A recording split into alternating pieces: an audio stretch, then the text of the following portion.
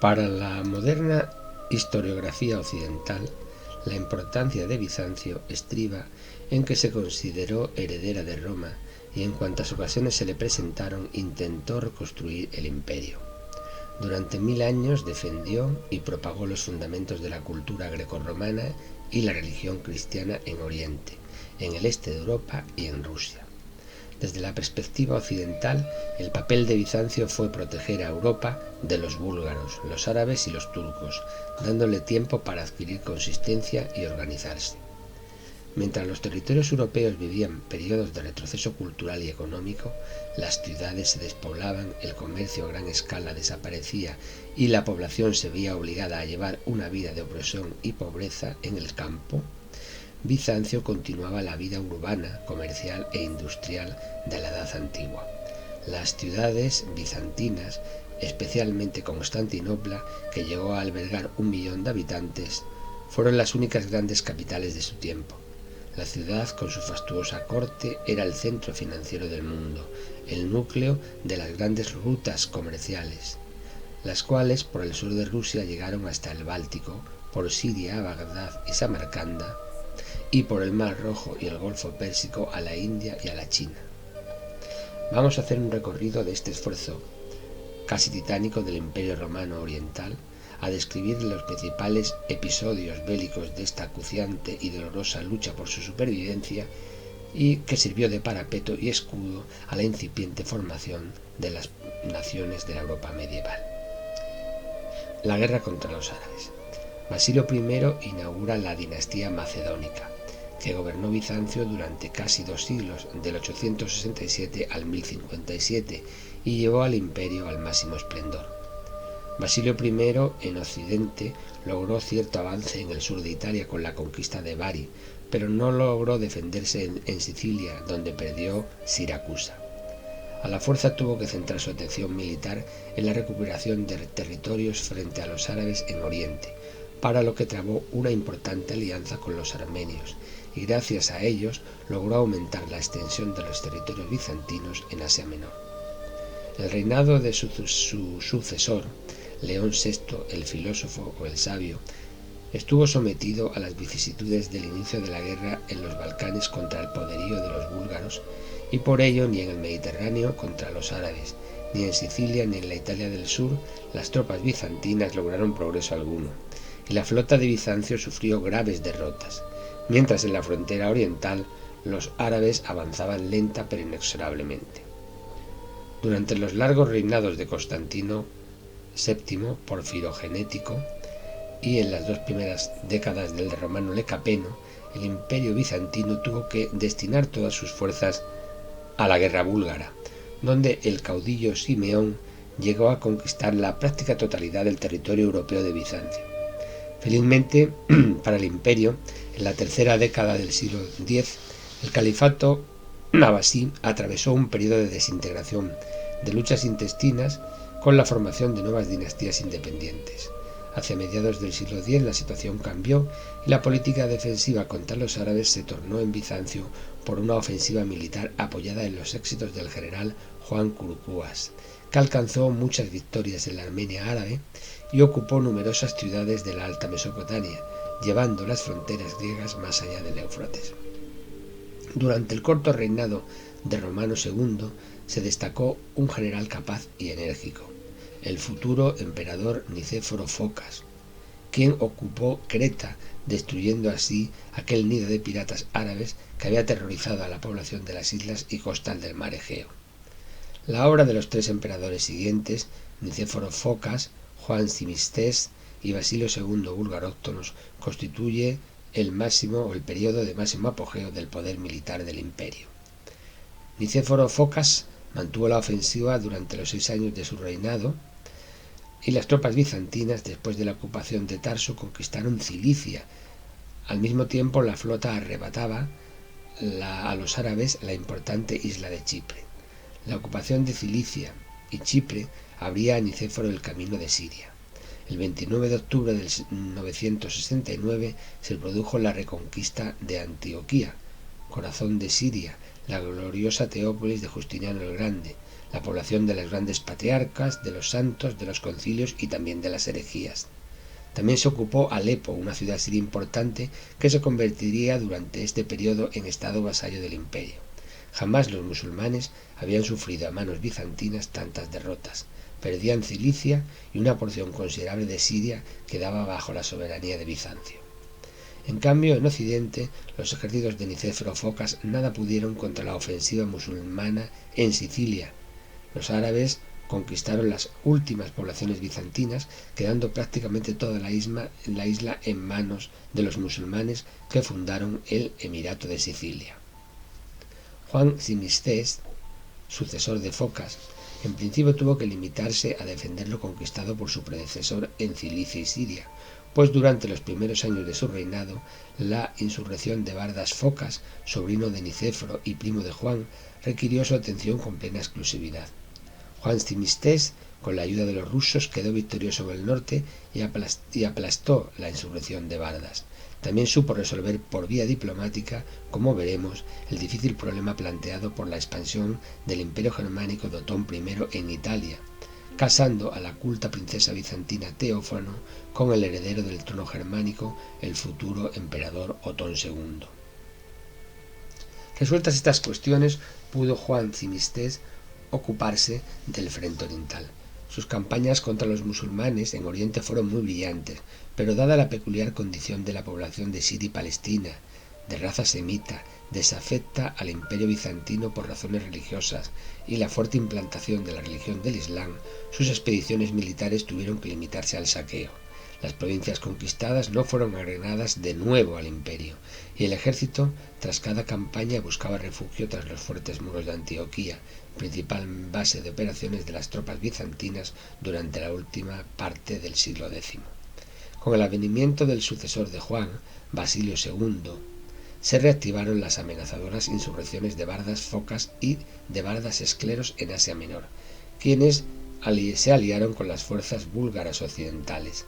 Reprimidas las rebeliones, a pesar de que continuó con ferocidad la guerra búlgara, el emperador Basilio II entabló batalla contra los musulmanes tulumíes de Egipto cuantas veces fue necesario y consiguió mantener las posesiones en Oriente.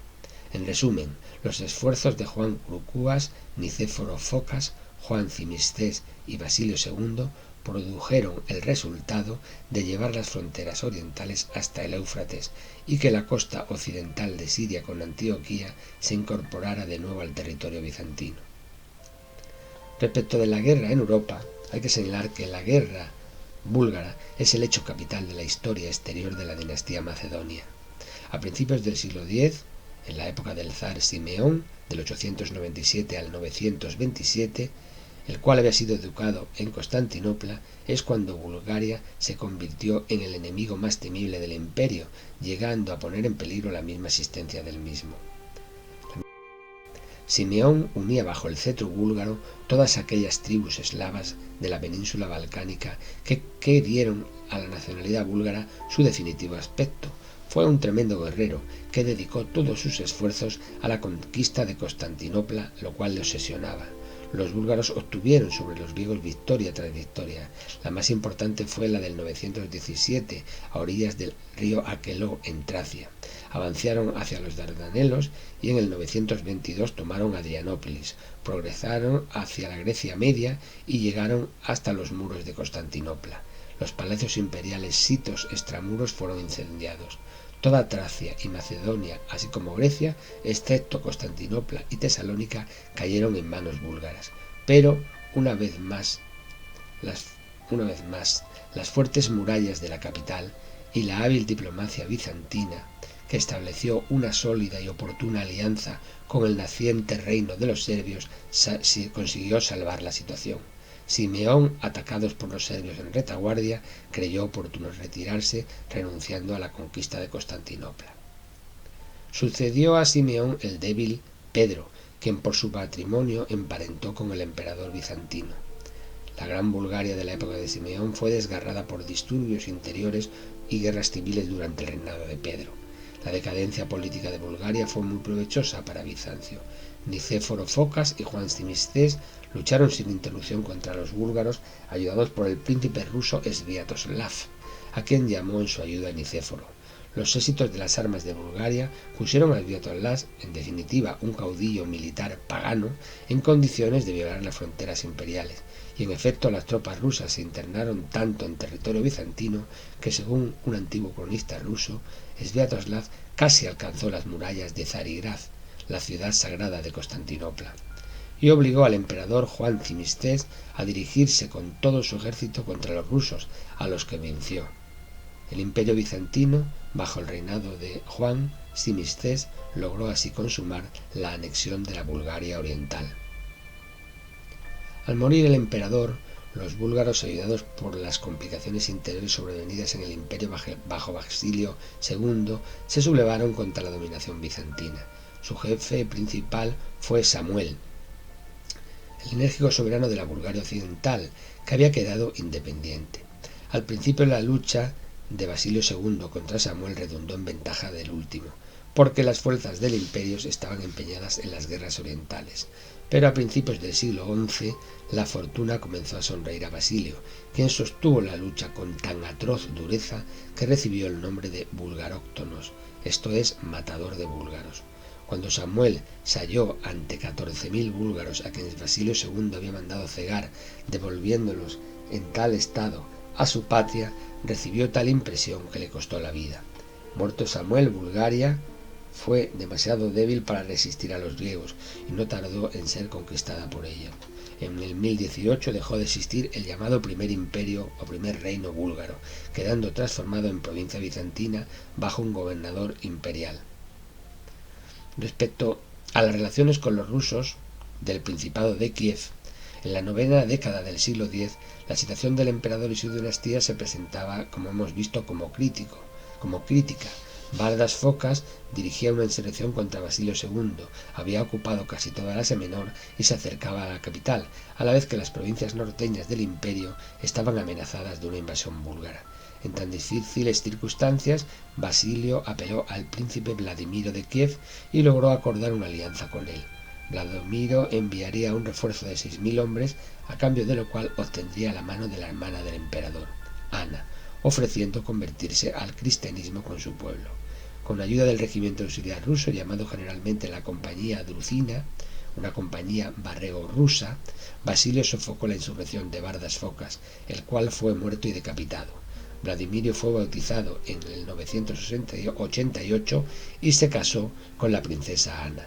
Las relaciones de alianza entre griegos y rusos, sin embargo, se vieron interrumpidas durante el siglo XI debido a los cambios etnográficos que se produjeron en las estepas del sur de Rusia a causa de la aparición de las tribus turcas polopcianas. Pero la religión ortodoxa y la civilización bizantina marcarían una impronta imborrable en el arte y en toda la cultura de Rusia. En Occidente, es decir, en Italia y en Sicilia, a mediados del siglo IX, la República de San Marcos se libró por completo del dominio bizantino, convirtiéndose en Estado independiente. Constan ya a partir de esas fechas negociaciones diplomáticas entre el Imperio y Venecia. En el siglo IX, todavía sus respectivos intereses coincidían en muchos puntos, sobre todo respecto al avance de los árabes por la Italia del sur y al de los eslavos en el litoral adriático. La ocupación de Bari y Tarento por los bizantinos y los éxitos de Nicéforo Focas sobre los árabes en el mediodía de Italia acrecieron la influencia de Bizancio en la Italia. Coincidiendo con el aumento de la influencia bizantina en Italia del sur, se advierte en el siglo X un constante crecimiento del número de monasterios e iglesias griegos. En el mismo siglo, el imperio bizantino en Italia fueron testigos de la aparición de un nuevo soberano poderoso, el monarca germánico Otón I, que recibió la corona imperial en Roma de manos del Papa Juan XII en el 962.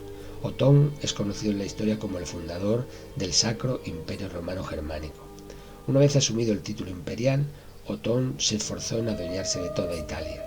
De este modo atacaba directamente los intereses bizantinos, en especial en la Lombardía.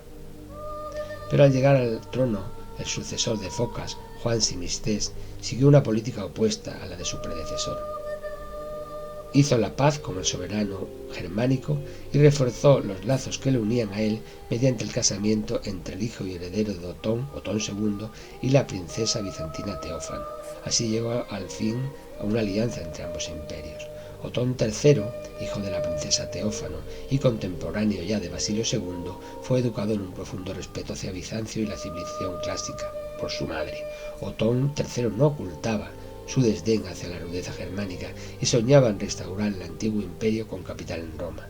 Aquel joven entusiasta, cuyos utópicos planes predecían complicaciones para Bizancio, murió sin embargo de repente en el año 1002 cuando contaba solo con 22 años. Al comenzar el siglo XI, las provincias bizantinas del sur de Italia, que estaban siendo protegidas contra los piratas árabes por la flota veneciana, iban a quedar expuestas a un nuevo y temible peligro, el normando, que llegará a amenazar la misma existencia del Imperio de Oriente en el sur de Italia, hasta su conquista definitiva en el siglo XII.